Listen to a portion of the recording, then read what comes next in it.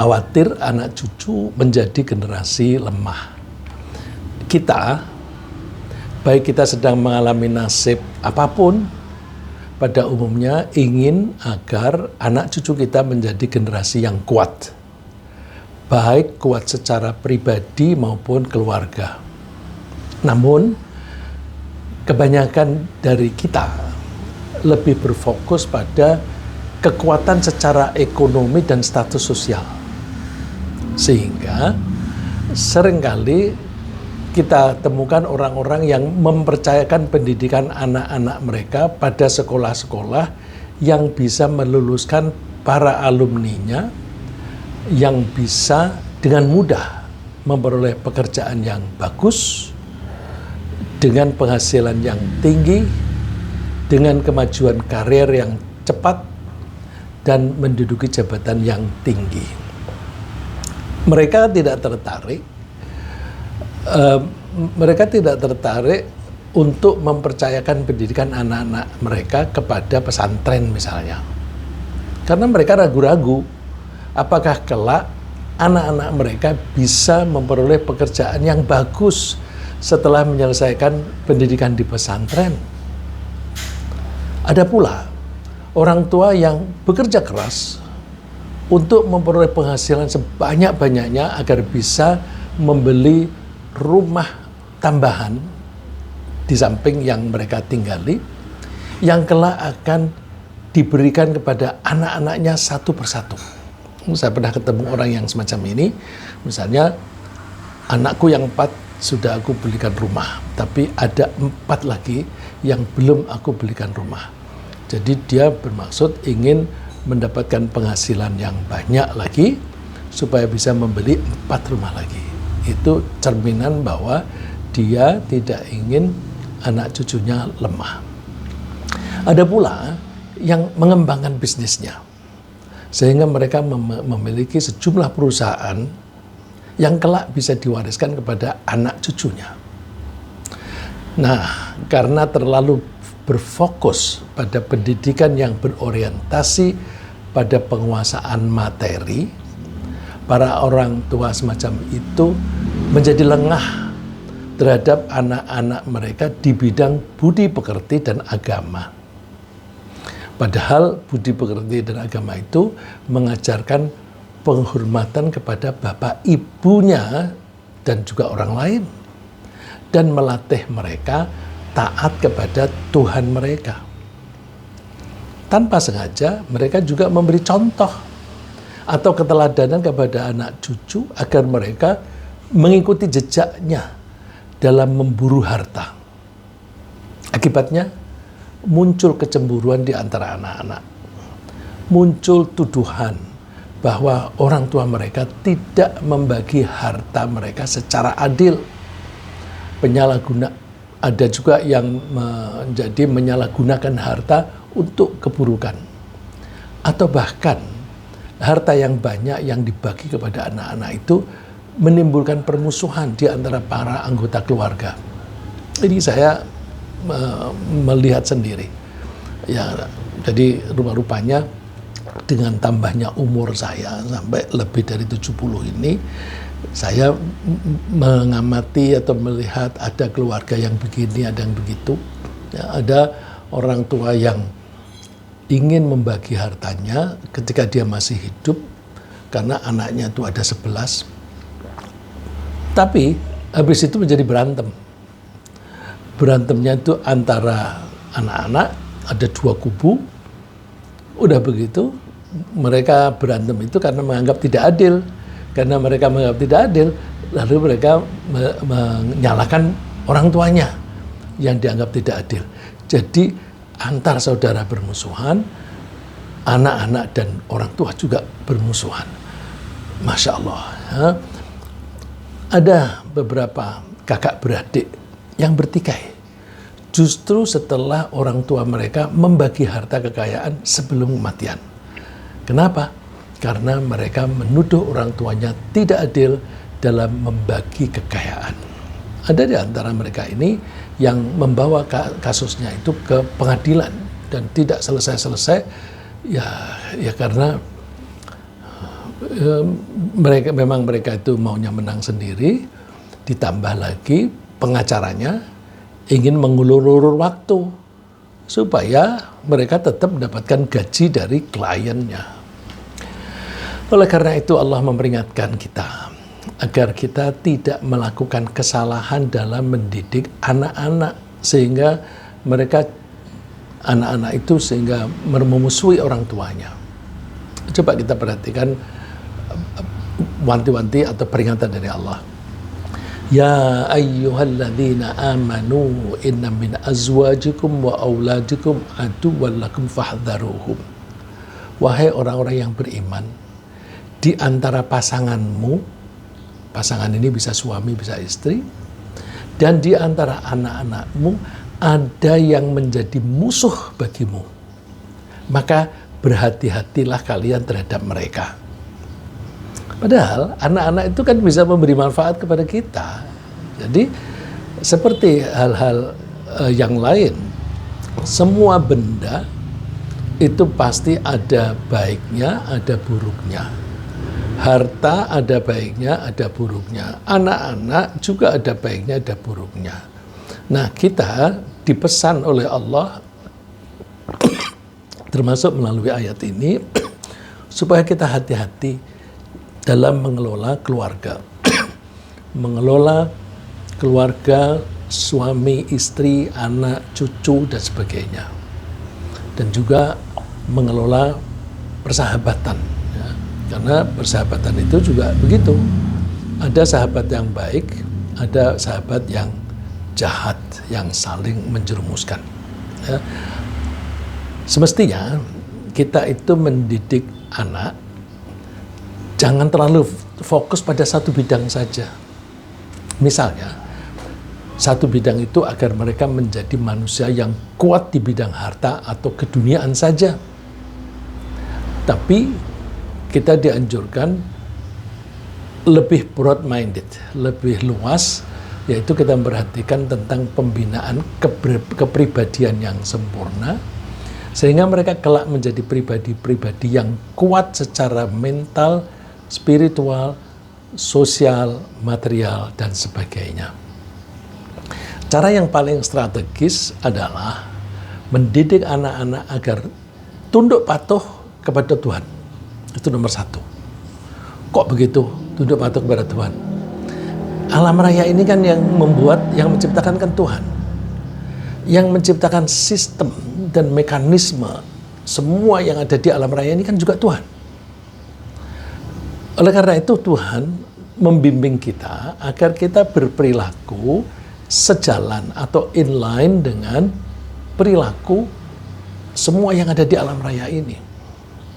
Dan Allah melarang jangan sampai kita melakukan perbuatan-perbuatan yang bertentangan dengan sistem tadi. Karena kalau bertentangan dengan sistem, kita hancur. Ya, kalau kita berperilaku berbeda dengan lingkungan kita, kita hancur. Nah, semua perintah Allah itu sejalan dengan mekanisme yang Allah ciptakan.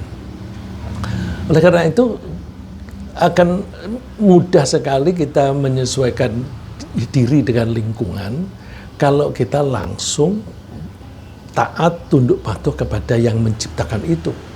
Karena Allah itu ketika menciptakan sekaligus memanage, sekaligus mengelola. Nah, ini ibaratnya kalau kita bekerja di satu perusahaan saja, kita mesti berusaha memahami bos kita. Apa maunya, terus kemudian bagaimana cara bergaul dengan dia dengan baik, kebijakannya apa, lalu kita menyesuaikan diri dengan itu. Itu skop yang kecil. Nah, kita ini kan hidup di alam raya. Alam raya ini dimiliki oleh Allah dan dikelola oleh Allah. Maka kalau kita di perusahaan itu pandai menyesuaikan diri dengan lingkungan, dengan atasan dan sebagainya, kita bawa yang lebih luas. Kita menyesuaikan diri dengan kemauan bos besar kita. Mohon maaf saya pakai bos ya, karena saya kiaskan dengan bos di bisnis. Kemauan bos besar kita itu apa? Terus kebijakannya apa? kita menyesuaikan diri. Nah, kita menyesuaikan diri itu artinya kita tunduk patuh kepadanya.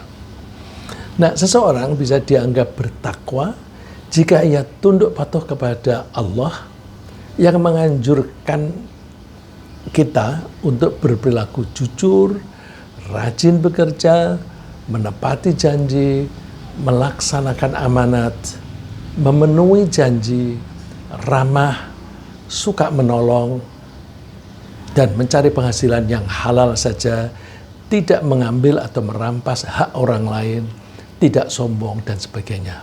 Itu arahan dari Allah. Seseorang yang berkepribadian demikian pasti disukai oleh orang lain. Baik orang lain itu sebagai orang tua, sebagai anak, sebagai saudara, sebagai pembeli, sebagai pemilik modal, sebagai pekerja, atau sebagai pemberi kerja, atau sebagai rekan kerja, atau sebagai pendidik, atau sebagai murid, atau apapun sebagai anggota masyarakat. Karena yang disukai berbagai pihak, oleh semua pihak, itu hal-hal yang semacam itu. Nah, karena orang yang berperilaku semacam itu disukai oleh semua pihak, maka dia dipercaya dalam kerjasama bisnis, dipercaya dalam melaksanakan proyek dan sebagainya. Allah pun menyukainya, sehingga Allah akan memberinya kemudahan dalam hidup, baik hidup di dunia maupun di akhirat. Nah, ini ayat yang saya maksud tadi, supaya kita mempunyai keprihatinan agar kita tidak meninggalkan anak cucu dalam keadaan lemah. Dalam keadaan lemah dalam semua bidang. Allah bersabda, wal yakhshal ladzina law taraku min khalfihim dzurriyyatan dhi'afan khafu 'alaihim. Hendaklah orang-orang itu pada khawatir kalau mereka meninggalkan generasi setelah mereka sebagai generasi yang lemah, yang mereka khawatirkan demikian. Solusinya apa? Solusinya di belakang ini. Falyattaqullaha wal yaqulu qawlan sadida. Hendaklah mereka bertakwa kepada Allah dan berkata jujur, mengatakan yang benar. Sebenarnya ini isinya hanya satu. Kalau kita ingin anak cucu kita kuat, maka kita mesti bertakwa dan menganjurkan anak-anak bertakwa. Takwa itu banyak hal, tetapi diambil oleh Allah salah satu contoh takwa di sini, yaitu jujur. Jujur ini dimanapun dibutuhkan. Dalam bisnis jujur dibutuhkan, dalam pendidikan dibutuhkan, dalam pemerintahan dibutuhkan. Kita menyaksikan sendiri kalau berkuasa melalui proses yang tidak jujur dan mengeluarkan polisi-polisi, kebijakan-kebijakan yang tidak jujur, kelihatannya bagus, tapi di belakangnya itu tidak bagus, atau kelihatannya seperti murah hati, tapi di baliknya jahat. Ya, saya tidak mengambil contoh di Indonesia. Saya tempoh hari mendengar ada seseorang yang ahli di bidang intelijen memberi contoh. Amerika itu suka membantu negara lain, antara lain melalui USAID, USAID. Itu kan bagus. Jadi kalau berretorika, mereka mengatakan kita mesti membantu negara-negara yang lemah, kita bantu supaya mereka itu makin maju secara ekonomi dan sebagainya. Tapi orang ini sangat paham intelijen. Dia kenal bahwa namanya USAID, tapi ada 4 tokoh intelijen ditaruh di situ. Dia kenal, dia bilang, saya kenal tuh semua 4 orang itu. Dan dia bilang, kenapa sih kok kamu suka mengganggu? Nah, dia ambil contoh, di Sumatera Utara itu ada proyek PLTA di Asahan. itu diganggu. Yang ganggu siapa? NGO, ya, Non-Government Organization, LSM. Si orang ini nelponnya bukan kepada orang-orang NGO tadi, tapi nelponnya kepada Intel yang 4 itu. Kenapa sih kamu ganggu itu? Kenapa? Di situ kan ada juga PLTA yang lain. Yang lain tidak kamu ganggu. Rupa-rupanya PLTA yang diganggu itu dananya bukan dari Amerika, tapi dari negara lain. Sedangkan PLTA yang lain dananya dari Amerika. Jadi namanya USAID untuk memberikan bantuan. Tapi ternyata di dalamnya itu ada kejahatan. Nah, di negara kita itu juga seringkali kita tidak hanya sekarang ya, dulu-dulu tuh kita seringkali melihat ada kebijakan-kebijakan, oh bagus sekali. Tapi di situ ada apa yang disimpan, yang orang suka bilang ada udang di balik batu, yang udangnya itu jahat, gitu. Nah, jadi ada pertanyaan kepada orang Intel tadi, loh kan itu USAID itu kan bagus, memberi bantuan. Jawabannya apa? Itu topeng, itu topeng. Nah, topeng itu kan artinya orang itu jahat tapi ingin membuat citra baik. Ya, jadi pencitraan. Tadi kita singgung bahwa pencitraan itu beda dengan menciptakan personal branding. Kalau personal branding itu berdasarkan kejujuran. Tapi kalau namanya pencitraan, itu pasti ada kebohongan-kebohongan di situ. Karena namanya pencitraan, faktanya buruk tapi supaya kelihatan baik. Ya itu ibaratnya itu seperti topeng. Ya. Jadi, nah kembali ke ayat ini. Allah menganjurkan kalau kita ingin anak-anak kita itu kuat, fondasi kepribadian itu penting. Kepribadian yang bertakwa. Takwa itu antara lain taat kepada Allah. Kalau orang biasa taat kepada Allah, maka memimpin orang-orang semacam itu tuh gampang. Gampang. Kita punya perusahaan, kemudian karyawan kita orang-orang yang bertakwa, itu memimpinnya gampang. Gimana? Asal perintah-perintah kita, kebijakan-kebijakan kita tidak melanggar aturan Tuhan, pasti mereka taat. Karena mereka sudah terlatih. Terlatih taat, terlatih disiplin, terlatih jujur, dan sebagainya. Nah, kalau itu taat, maka kalau pimpinan mempunyai target, mereka itu akan mengikuti ke arahan-arahan agar semuanya itu berorkestra mencapai ke target tadi.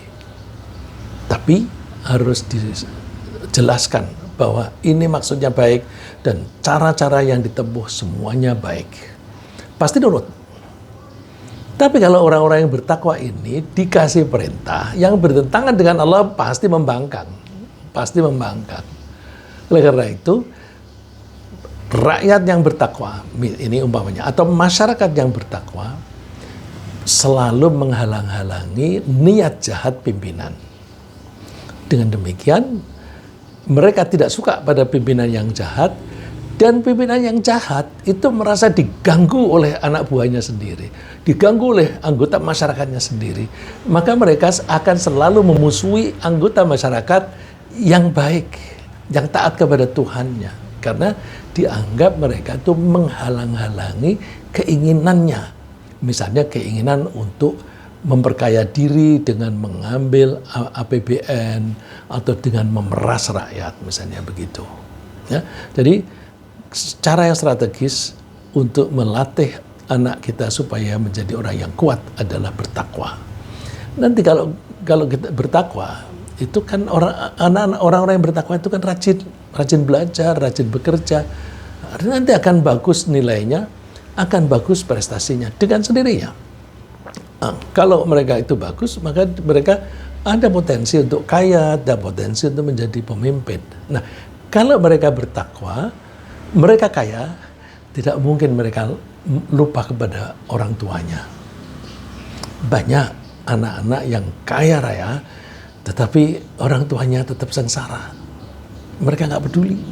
Mereka hanya maunya untuk memuaskan diri sendiri saja. Ya. Dan kenapa ini strategis mendidik anak supaya bertakwa? Karena orang-orang yang bertakwa itu hidupnya akan mudah. Ya, kan orang-orang yang bertakwa itu kan disukai oleh orang-orang di sekitarnya. Ya. Karena itu Allah menjanjikan bahwa Allah akan memberi kemudahan dalam kehidupan ini kepada orang-orang yang bertakwa. Kemudahan itu apa sih? Hidup ini kan banyak problem. Orang yang hidupnya mudah bukan berarti bahwa orang itu tidak punya problem. Punya problem tetap. Cuma orang yang bertakwa itu lebih mudah mengatasi problem-problemnya. Jadi nggak masalah dalam satu hari itu mempunyai atau menghadapi 100 problem, nggak masalah. 100 problem dihadapi setiap hari. Besok ada 100 lagi, nggak masalah. Asal semuanya teratasi dengan baik. Apalagi kalau kita tuh menjadi pemimpin negara yang besar, pemimpin perusahaan saja, itu kalau di bawah itu nggak bisa menyelesaikan masalahnya, kan dibawa ke atas, ujung-ujungnya sampai ke dirut. Nah, dirut itu tempat berkumpulnya problem-problem yang di bawahnya tidak bisa mengatasi. Nah, berarti namanya presiden direktur itu harus pandai mengatasi masalah. Jadi ya kayak kalau lembaga rumah sakit misalnya. Rumah sakit kalau itu menjadi rujukan nasional pusat seperti Rumah Sakit Cipto misalnya. Ya, kalau di puskesmas, poliklinik, rumah sakit daerah, rumah sakit provinsi tidak bisa mengatasi, akhirnya dibawa ke Cipto. Lalu di Cipto itu terkumpullah orang-orang yang penyakitnya sudah parah-parah. Maka di situ harus ada dokter-dokter yang handal. Ya. Nah, dokter-dokter handal itu yang baik, yang bertakwa. Karena orang yang bertakwa itu bekerja bukan interestnya duit, tapi karena ingin pahala dari Allah. Nah, kalau mereka itu orientasinya ketakwaan atau taat kepada Allah, maka mereka akan mendapatkan kemudahan. Ya. Karena orang misalnya dokter yang orientasinya itu kepentingannya sendiri, dia tidak mau mengerjakan kalau dia tidak mendapatkan keuntungan yang besar. Bahkan kalau misalnya dia tuh bertugas di satu rumah sakit pemerintah begitu, tapi dia diminta oleh rumah sakit swasta dengan fee yang besar sekali datang, bisa-bisa pasiennya di situ ditinggal, serahin kepada juniornya. Ini aku titip sama kamu. Terus dia pergi ke rumah sakit lain, ngurusi pasien yang lain yang dia kemudian mendapatkan bayaran yang lebih besar. Itu bukan bertakwa, karena dia bekerja untuk kepentingan dirinya sendiri saja. Orang yang bertakwa itu hanya untuk Allah, sedangkan Allah itu menganjurkan supaya kita tolong-menolongnya itu dalam rangka mencari ridha Allah. Allah menjanjikan, wa may yattaqillaha yaj'al lahu min amrihi yusra.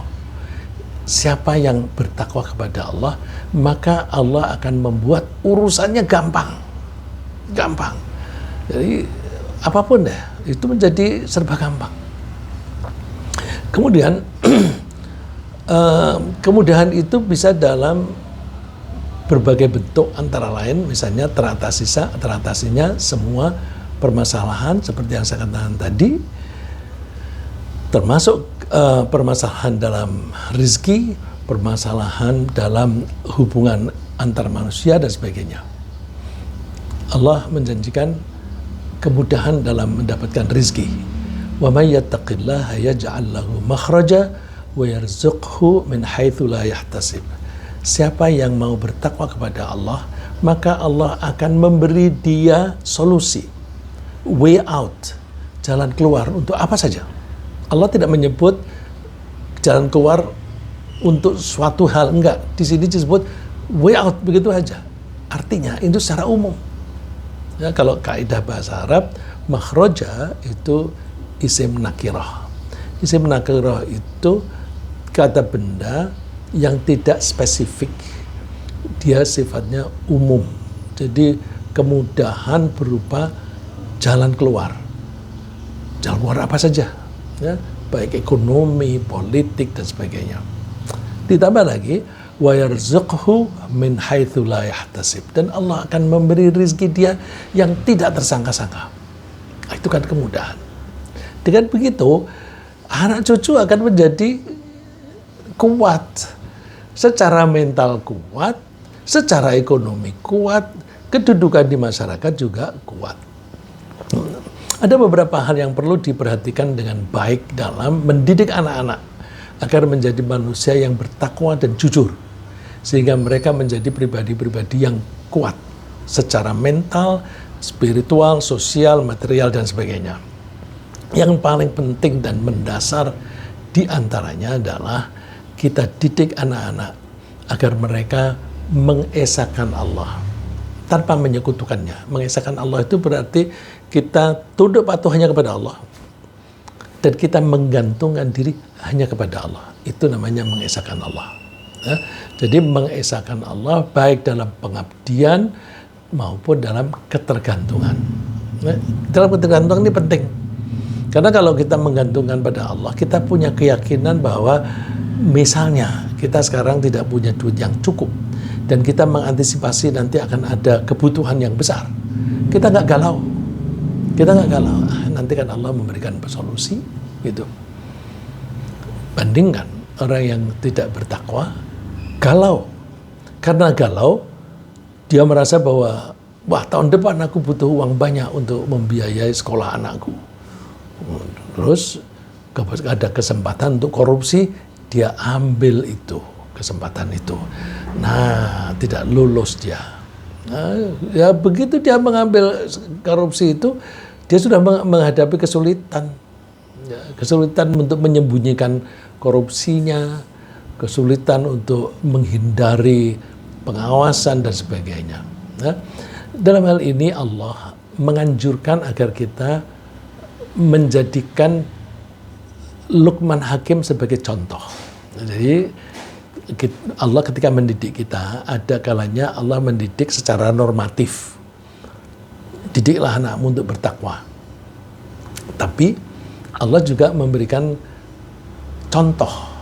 Kalau dalam bisnis mungkin success story. Ya.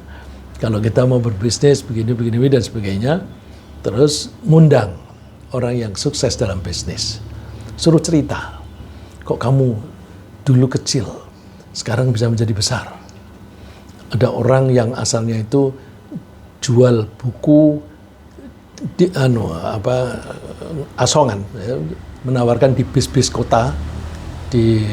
Dulu bis kota itu kan salah satu terminalnya itu di Banteng. Terus lama-lama dia punya toko. Lama-lama tokonya menjadi besar. Nah, itu kan keberhasilan itu. Nah, orang-orang ingin tahu, Pak, tolong dong diceritakan kenapa Bapak bisa sukses seperti itu. Nah, Allah juga ketika mendidik kita, itu mengemukakan contoh success story. Antara lain, Luqman Al-Hakim. Al-Hakim itu artinya bukan hakim. Nah, dalam bahasa Arab, hakim itu artinya bijaksana. Karena hakim di sini berangkat dari akar kata hikmah. Hikmah itu kebijaksanaan. Jadi Al-Hakim artinya yang bijaksana. Ya. Luqman Al-Hakim, Luqman yang bijaksana. Sampai Allah mengabadikan cerita Luqman Al-Hakim ini di surat yang diberi nama surat Luqman. Nah, kita suruh melihat Luqman itu sebagai teladan. Artinya ketika anak-anak melakukan segala sesuatu, hendaknya mereka melakukannya hanya dalam rangka mengabdi kepada Allah. Tidak mengabdi kepada hawa nafsu, kepada selera. Tidak mengabdi kepada harta. Nah, ini kepada harta ini sekarang ini bangsa Indonesia ini sebagian besar atau kebanyakan kita ini mengabdi kepada harta, tidak mengabdi kepada kepangkatan dan sebagainya. Mengabdi kepada pangkatan ini kelihatan sekali, ya. Jadi kalau dia ketemu orang yang punya potensi memberi jabatan atau yang sudah memberi jabatan, dia caranya bersalaman aja beda. Ya. Ada orang bersalaman dengan orang yang pangkatnya lebih rendah, membungkuk dan cium tangan. Tapi kepada orang yang lebih tinggi, dia tidak membungkuk, tidak cium tangan. Artinya dia menganggap bahwa ini yang memberi aku jabatan, dan kalau aku ingin mendapatkan jabatan di tahun-tahun yang akan datang, aku mengandalkan orang ini, karena orang ini memang pangkatnya lebih rendah daripada yang satu. Tetapi suatu saat dia akan menjadi yang di atas. Nah, itu artinya dia mengabdi kepada kepangkatan. Nah, ketika membutuhkan bantuan, orang-orang yang bertakwa itu hanya mohon bantuan kepada Allah. Kalau mohon bantuan kepada Allah itu mesti dipelajari. Allah itu biasanya membantu atau memberi kemudahan kepada orang yang seperti apa. Kembali, orang yang diberi kemudahan oleh Allah itu antara lain orang yang jujur. Itu kita ikuti saja. Ketika kita memohon kepada Allah, minta diberi kemudahan, maka kita mengikuti prosedur itu. Kita jujur. Dan ketika kita menyandarkan diri, menggantungkan diri atau rely kehidupan kita, nasib kita, kita serahkan kepada Allah juga. Nasihat Luqman kepada anaknya, wa idz qala Luqmanu libnihi wa huwa ya'idhuhu ya bunayya la tusyrik billah innasyirka la dzulmun 'adzim. Ketika Luqman berkata kepada anaknya dalam rangka menasihatinya, hai anakku, jangan kamu menyekutukan Allah. Menyekutukan Allah itu kezaliman yang besar. Menyekutukan itu kan artinya mendua dalam ketaatan. Kalau kita taat hanya kepada satu, kepada Allah, itu enak. Kenapa? Kita tahu maunya Allah apa, dan Allah tidak berubah-ubah. Udah, kita ikuti aja. Bandingkan orang yang mendua, dia di satu sisi taat kepada Allah, di sisi lain dia taat kepada uang. Nah, nanti akan ada konflik, ya. Conflict of motivation. Di satu sisi dia ingin mendekat Allah, di satu sisi dia ingin mendekati uang. Di satu sisi dia ingin mendapatkan ridho Allah, di sisi lain dia ingin mendapatkan uang yang banyak. Nah, kalau ada misalnya suatu keadaan lagi butuh uang atau banyak hutang, kemudian tiba-tiba ada tawaran kerjasama korupsi. Kalau dia itu taat kepada Allah, enak mengambil keputusan. Enggak. Udah, keputusannya gampang. Enggak. Tapi kalau dia mendua, ya aku kepengen taat kepada Allah, tapi aku butuh uang. Pengen taat kepada Allah, tapi aku butuh uang. Jadi dia inginnya dua-duanya. Nggak mungkin dua-duanya. Itu conflict of motivation. Dia akan bingung, aku ambil apa enggak, pusing. Kalau dia merasa terpaksa ngambil, udah celaka dia. Dia hidupnya akan tidak tenang, ya. Dan akan mendapatkan kesulitan-kesulitan. Ya. Jadi kita ambil contoh nomor satu, mengesahkan Allah, jangan menyekutukannya. Allah juga menganjurkan agar kita mendidik anak untuk bersyukur. Anak bersyukur itu bagian dari takwa. Kita berterima kasih kepada Allah yang telah memberi kita berbagai kenikmatan. Dan kita berterima kasih juga kepada orang tua. Karena apa? Orang tua itu menjadi perantara kenikmatan Allah pada kita. Bukankah di waktu kecil kita tidak bisa makan, kemudian kita bisanya mengkonsumsi ASI dan makan kan dari orang tua kita, melalui orang tua kita. Maka kita terima kasih pertama dari sumber kepada Allah. Kita berterima kasih kepada Allah, kemudian kita berterima kasih kepada perantara. Jika seorang anak itu pandai bersyukur, dia akan memiliki sikap menerima atas apapun yang ada pada dirinya. Udah, apa adanya kita terima saja. Cukup kok, gitu. tanpa keluh kesah. Dia juga orang yang bisa menerima bersyukur kepada Allah itu cenderung optimis dalam menghadapi tugas dan permasalahan hidup. Ini masih nasihat Allah di surat Luqman. Wa wassaynal insana biwalidayhi hamalatu ummuhu wahnan ala wahni wa fisaluhu fi amaini an ishkur li wa liwalidayk ilayyal masir. Kami beri nasihat kepada manusia, kami di sini Allah, supaya mereka berbuat baik kepada kedua orang tuanya. Karena apa? Ibunya itu hamil, mengandung dia di dalam perutnya itu makin lemah, makin berat. Dan bahkan ada yang nyidam itu sampai tidak bisa berbuat apa-apa.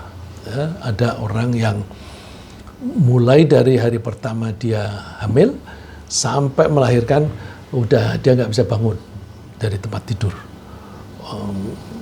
Mandi harus dimandikan, bahkan sisiran juga harus disisiri. Itu memang langka kejadian itu, tapi ada ya. Saya mendapatkan cerita setiap kali dia hamil dia semacam itu. Ya. Tapi orangnya sekarang sudah meninggal. Ya. Nah, udah hamilnya itu berat, terus harus menggendong, harus merawat dan sebagainya sampai 2 tahun. Oleh karena itu Allah menasihati supaya kita tuh bersyukur kepada Allah, anishkurli, bersyukurlah kepadaku Allah, wali walidayk, dan bersyukurlah kepada kedua orang tuamu. Ilayal masir, kepadakulah kalian nanti akan kembali. Artinya kita akan diminta pertanggungjawaban oleh Allah ketika kita dibangkitkan kembali. Allah juga menunjukkan kepada kita keteladanan Luqman Al-Hakim dalam mendidik anak agar menjadi manusia yang bertanggung jawab. Bertanggung jawab atas semua perbuatannya sendiri. Karena dia kelak harus mempertanggungjawabkan semua perbuatannya di hari pembalasan. Ya. Bertanggung jawab ini penting ya. Orang yang bisa berperilaku bertanggung jawab itu bisa dikatakan orang yang sudah bisa mandiri. Kita seringkali karena fokus pendidikan kita hanya di bidang ekonomi, kita seringkali mengatakan mandiri itu secara ekonomi. Anakmu berapa? 3. Yang 1 sudah mandiri. Oh, sudah mandiri. Kenapa? Sudah dapat pekerjaan. Ya, mandiri secara ekonomi. Tapi kalau ada problem masih begitu. Jadi itu aja dia belum bisa menyelesaikan masalahnya sendiri. Dia harus minta tolong kepada orang lain.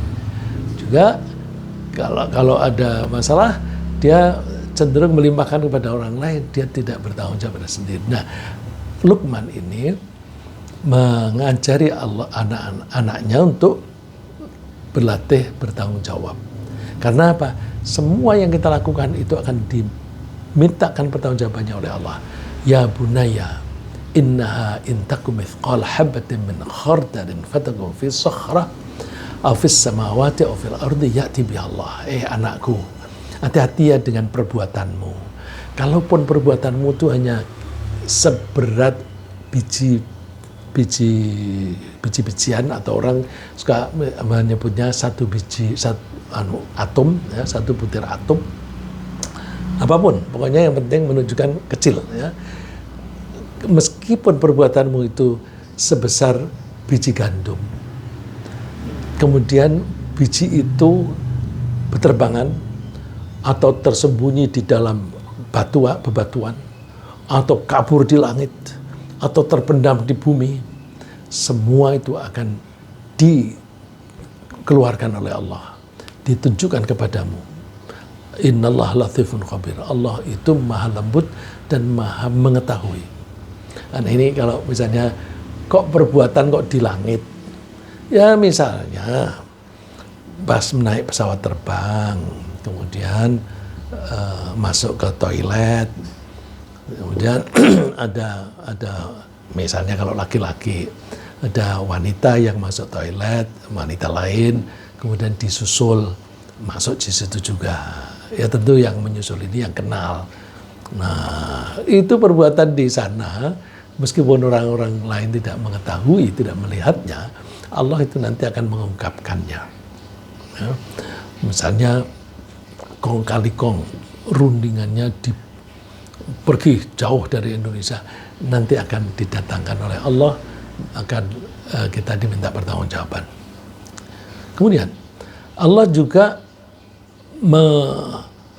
memerintahkan orang tua untuk selalu menganjurkan anaknya melaksanakan sholat dengan baik. Ini penting karena di dalam sholat itu terkandung pendidikan bermacam-macam. Supaya menasihati juga anak supaya selalu berbuat baik dan tekun dalam menghadapi berbagai permasalahan dalam hidup. Ini nasihatnya Luqman lagi.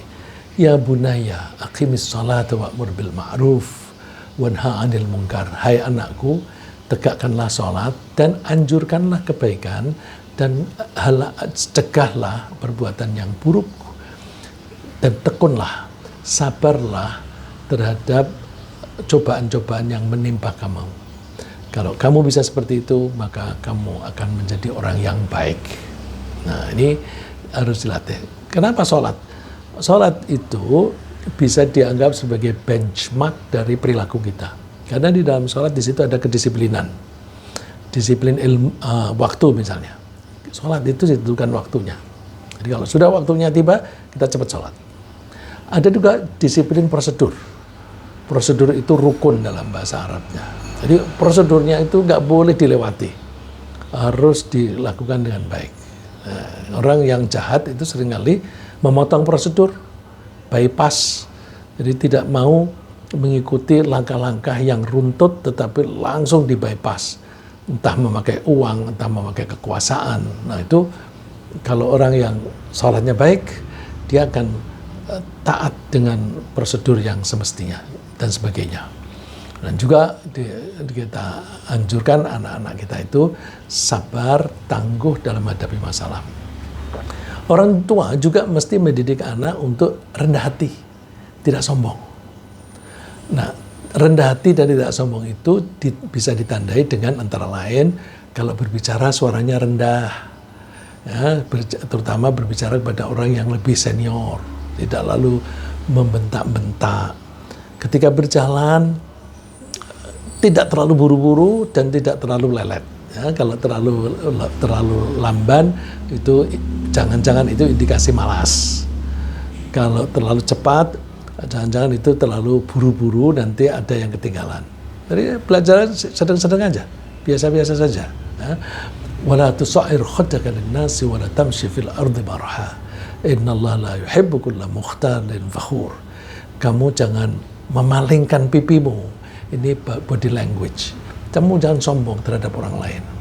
Dan kamu jangan berjalan di muka bumi dengan mendongak, sombong. Allah tidak suka kepada orang yang sombong maupun membanggakan diri. Waqsid fi masyik. Berjalanlah dengan sedang aja. Waghdud min sautik, dan rendahkan suaramu. Inna ankaral aswati la sautul hamir. Suara yang paling buruk adalah suara keledai. Jadi bicara pelan-pelan saja, suaranya jangan terlalu tinggi. Nah, seringkali kita amati orang yang kurang baik perilakunya itu kalau ngomong keras-keras. Ya.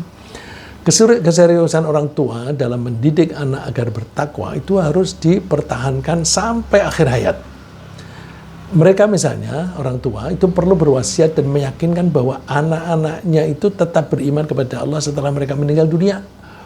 Ini dinasihatkan oleh Nabi Yakub. Am kuntum syuhada'a idh hadara Yaqub al-maut idh qala li banihi ma ta'buduna min ba'di. Kamu menyaksikan enggak ketika Nabi Yakub itu menjelang meninggal, dia berkata kepada anak-anaknya, ma ta'buduna min ba'di. Kalian kalau aku sudah meninggal mau nyembah apa kamu? Mereka mengatakan qalu na'budu ilahaka wa ilaha abaika Ibrahim Ismail wa Ishaq wa ilaha wahida wa nahnu lahu muslimun. Kami menyembah Tuhanmu dan Tuhan nenek moyang, yaitu Nabi Ibrahim, Nabi Ismail, Nabi Ishaq. Yang kami sembah adalah Tuhan yang satu. kami tunduk patuh kepadanya. Kemudian juga tidak kalah pentingnya, orang tua mesti terus-menerus berdoa agar anak-anak menjadi manusia-manusia yang solih, yang berbakti kepada Allah dan kepada utusannya. Ini dianjurkan oleh Allah. Hatta idza balagha ashuddahu wa balagha 40 sanatan qala rabbi awzi'ni an ashkura ni'mataka allati an'amta 'alayya wa 'ala walidayya wa an a'mala salihan tardahu wa aslih li fi dhurriyyati inni tubtu ilaika wa inni minal muslimin. Ini mirip-mirip dengan doanya Nabi Sulaiman. Orang Islam yang baik itu ketika dia menjadi dewasa, umurnya sekitar 40 tahun, dia berdoa, Tuhan, tunjukilah aku bagaimana cara aku bersyukur atas kenikmatan yang telah Engkau berikan kepadaku dan kepada orang tuaku. Dan tunjukilah bagaimana aku harus berbuat baik, berperilaku yang soleh yang Engkau ridhoi. Dan jadikanlah anak cucuku sebagai orang-orang yang soleh. Nah, ini termasuk ya. Jadi kepada anak-anak kita doakan wa aslih li fi dzurriyyati. Jadikanlah anak cucuku sebagai anak-anak yang soleh. Inni tubtu ilaika wa inni minal muslimin. Aku kembali kepadamu dan aku tunduk patuh kepadamu. Kemudian jika orang tua berhasil mendidik anak cucunya dalam keimanan dan ketakwaan, maka kelak Allah akan mengumpulkan mereka semua di kapling yang sama di surga, tanpa ada satupun di antara mereka yang pahalanya dikurangi. Nah, ini kata Allah, walladzina amanu wattaba'athum dzurriyyatuhum biimanin alhaqna bidzurriyyatahum wama alatnahum min amalihim min syai'. Orang-orang yang beriman dan keimanannya itu diikuti oleh anak cucunya, maka kami akan mengumpulkan mereka dan anak cucunya. Di sini Allah menyebut anak cucunya, tidak disebut sampai berapa level. Ya, kalau itu terus-menerus anak cucunya soleh, maka akan dikumpulkan semuanya. Dan kami tidak mengurangi pahala dari mereka sedikit pun. Artinya tidak ada yang turun dari derajatnya, tapi semuanya naik. Jadi kalau misalnya di dalam keluarga itu ada 100 orang yang masuk surga, ada yang di level 1, level 2, sampai dengan level 100 misalnya, maka semuanya terkatrol di level 1, yang paling tinggi. Karena tidak ada yang dikurangi. Ditambahi bisa, tapi dikurangi tidak. Ya, mudah-mudahan ini menginspirasi kita dan memotivasi kita untuk mendidik anak kita dengan baik, sesuai dengan arahan Allah. Kita jangan terlalu fokus pada materi saja, tetapi justru lebih ke perilakunya, ke perilaku ketakwaan, karena perilaku itulah yang akan membawa atau menghasilkan nasib bagi setiap orang. Ya, ringkasnya yang kita bahas pagi ini adalah bahwa kebanyakan orang terlalu memfokuskan pendidikan anak cucu untuk menjadi individu yang kuat secara ekonomi saja. Semestinya pendidikan ditekankan pada ketakwaan dan kejujuran agar anak cucu menjadi pribadi-pribadi yang kuat secara mental, spiritual, sosial, material, dan sebagainya.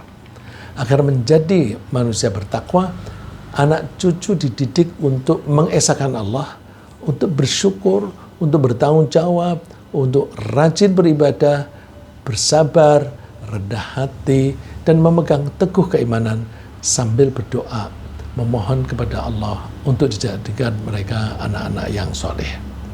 Jika pendidikan ketakwaan berhasil, Allah akan mengumpulkan keluarga besar mereka di surga yang tinggi. Semoga Allah selalu membimbing kita dalam mendidik anak cucu agar mereka menjadi pribadi-pribadi yang bertakwa kepadanya. Amin.